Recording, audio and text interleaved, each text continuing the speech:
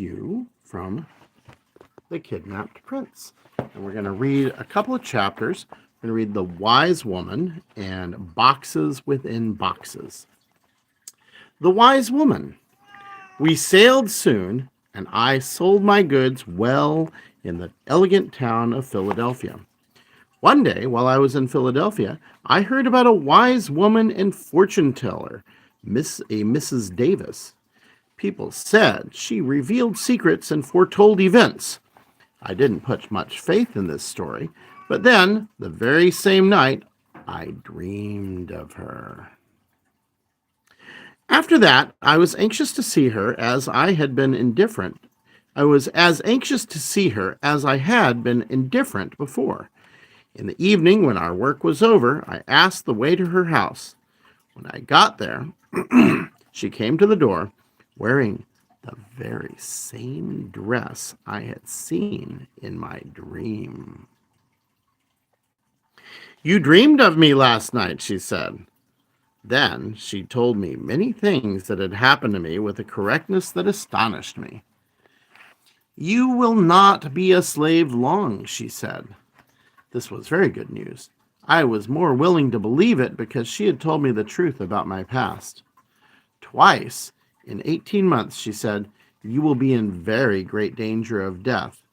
If you live, you will have a good life afterward." She gave me her blessing and we parted. Our ship returned to the West Indies, where I sold more goods. Then we carried a load of slaves to Georgia. In Georgia, I overworked loading the ship. I got a fever and nearly died. I prayed to God to spare me and promised I would be good if I recovered. This, by the way, is called bargaining. Back in Montserrat, we took on more poor oppressed slaves as cargo and brought them to Charleston, and then to Georgia. While I was in Charleston, there was a great celebration. The whole town was lit up. Guns were fired in salutes. And there were bonfires in the streets and other demonstrations of joy. The Americans were celebrating the news that the Stamp Act would soon be repealed. In Charleston, I sold a white man a puncheon of rum. At first, he refused to pay me. Finally, he paid me with dollars, but some of them were copper dollars, which were of no value. I went to the market trying to buy things with his copper dollars. People claimed I was trying to pass counterfeit money. Even though I showed them the man I had got them from, I was within 1 minute of being tied up and flogged. I ran, and only my good pair of heels saved me. We went on to Georgia, which was worse. One Sunday night, I was with some Negroes in their master's yard. Their master, one Dr. Perkins, a very severe and cruel man, came in drunk. He didn't like to see any strange Negroes in his yard. So he and a ruffian of a white man he had in his service came at me and beat me with the first weapons they could find. I cried out as long as I could for help and mercy, but they mangled me and left me nearly dead. I lost so much blood from the wounds I received that I lay numb and motionless. I could not feel anything for many hours. Early in the morning, they took me away to the jail. After I didn't return to the ship that night, my captain looked for me. He found out I was in the jail and came to me immediately. When he saw me so cut and mangled, he cried. Soon he got me out of jail to his lodgings and sent for the best doctors. At first they declared I could never recover. When my captain heard this, he went to all the lawyers in town for their advice. But they told me they could do nothing for me because I was a Negro. Then my captain went to Dr. Perkins, the hero who had vanquished me, and challenged him to fight. But cowardice is always the companion of cruelty. The doctor refused. I was so sore from my wounds that I couldn't rest in any position. The captain nursed me and watched me all night long. Finally, from his care and the skillfulness of a Dr. Brady, I began to mend. In 16 days, I was able to get out of bed and do some errands for the captain. After 4 weeks, I was able to go on duty, and we sailed for Montserrat and stayed there for the rest of the year of 1765. That's 200 years before I was born. And now that was the end of the chapter called The Wise Woman. We are now in the chapter called Boxes Within Boxes. Every day now brought me nearer to my freedom. I was impatient to get to sea again, so I could earn enough to purchase it. In the beginning of the year 1766, my master bought another sloop, the Nancy, the largest I had ever seen. My captain chose it for his trips. This was good for me. The Nancy was big enough so that I could carry much more merchandise with me. In Montserrat, I had sold 4 barrels of pork bought in Charleston, and they had earned me a profit of 300%.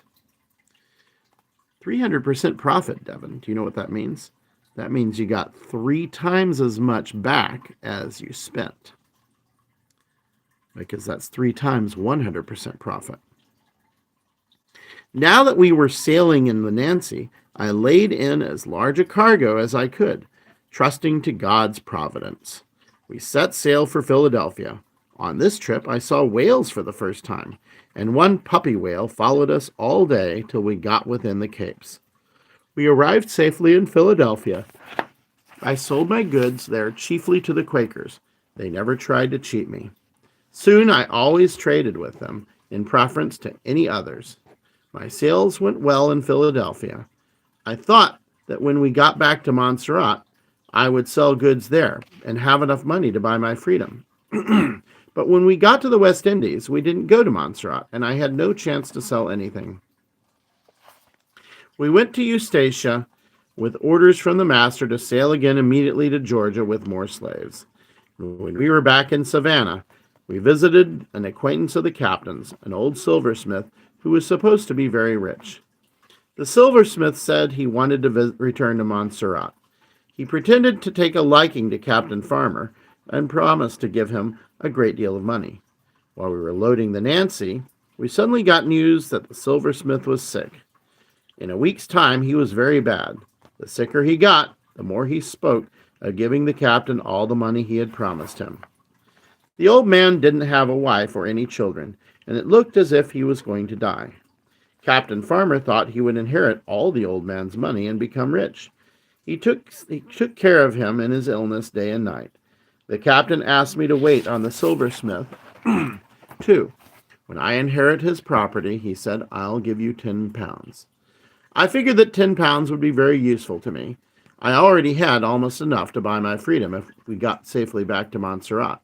With 10 pounds coming in, I would even have extra.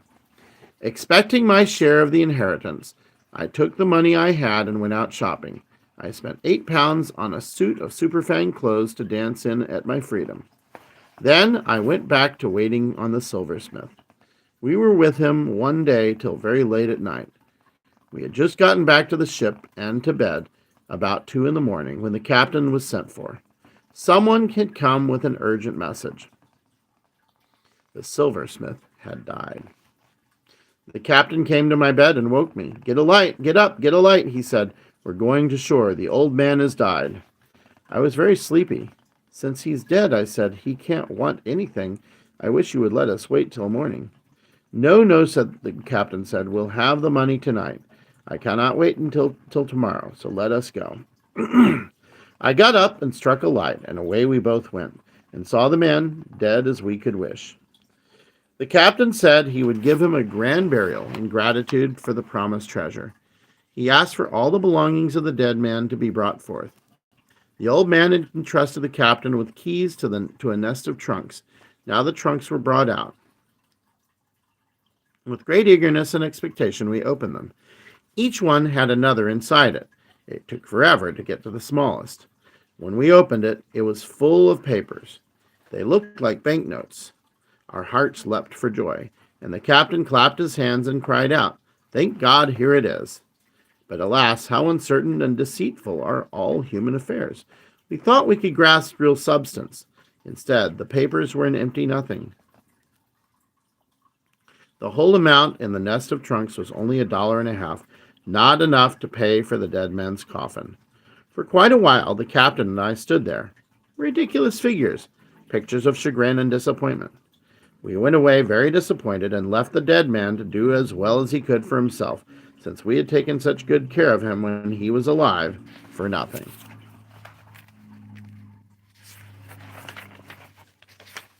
I'm going to go ahead and read one more chapter called Freeman. We got to Montserrat safely, but still very put out with the dead silversmith. However, after I sold my goods in Montserrat, I found I had 47 pounds sterling. I consulted my good friend the captain about how I should go about offering my master the money for my freedom. Come to his house Thursday morning, he said. Mr. King and I will be there at breakfast together.